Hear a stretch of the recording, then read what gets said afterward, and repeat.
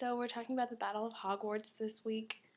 One of the things that struck me at the beginning, not necessarily during the battle, but definitely leading up to the battle, was how everybody kind of envelops Harry and really protects him.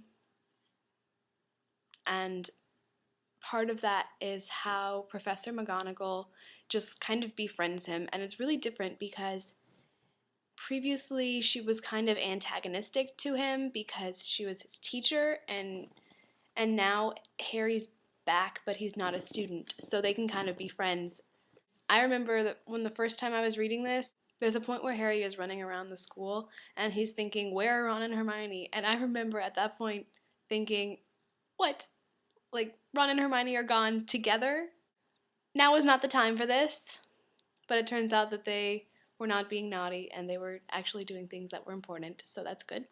Okay, so let's talk about Draco. Draco was actually one of my favorite characters because of his development, and also I feel like he's really misunderstood.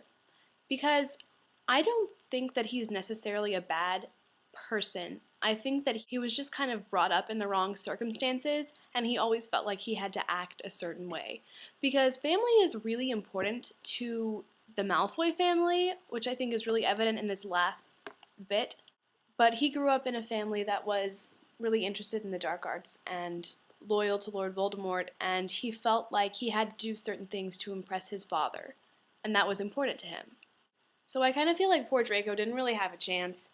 He's acting really desperate, and that kind of reflects, I think, that he really wants to find a way out, and that he kind of got dragged into all this and doesn't know how to deal with it, and he doesn't really want to be there. Oh my goodness, now we need to talk about Neville. Neville is, oh, I love Neville so much. And there's one part in this, and I believe it's when they're picking up the dead after the battle. They're removing, I don't know, they're moving the dead out of the way, and J.K. Rowling says that Neville looked like an old man.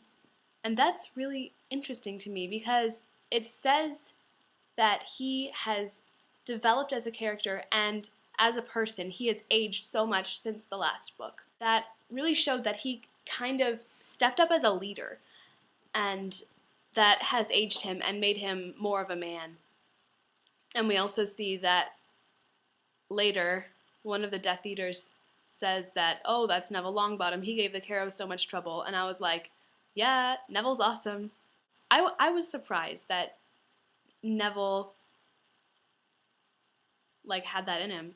But given that Harry was gone and Harry was the main leader of the Gryffindor house, I was really proud that Neville stood up and took over that leadership role that needed to be filled.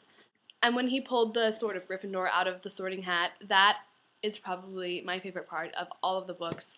And it's just amazing because Neville is one of the characters that at the beginning of the series you're kind of like, Neville was sorted into Gryffindor? Are you kidding me? And then he pulls the Sword of Gryffindor out of the Sorting Hat, and that's like this, only a true Gryffindor can pull the Sword of Gryffindor out of the Sorting Hat.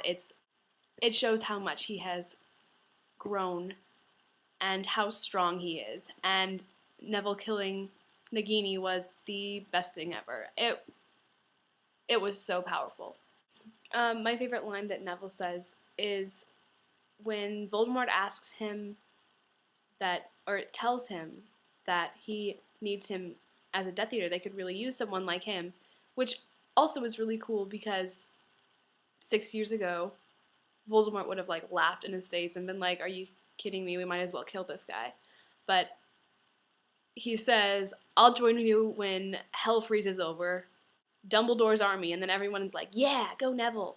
But I think that's really, Neville is so far from that little scared boy that we knew in the first book, that he can stand up to Lord Voldemort himself and tell him, screw you, I'm not joining your army. I got my own thing going. God, I love Neville.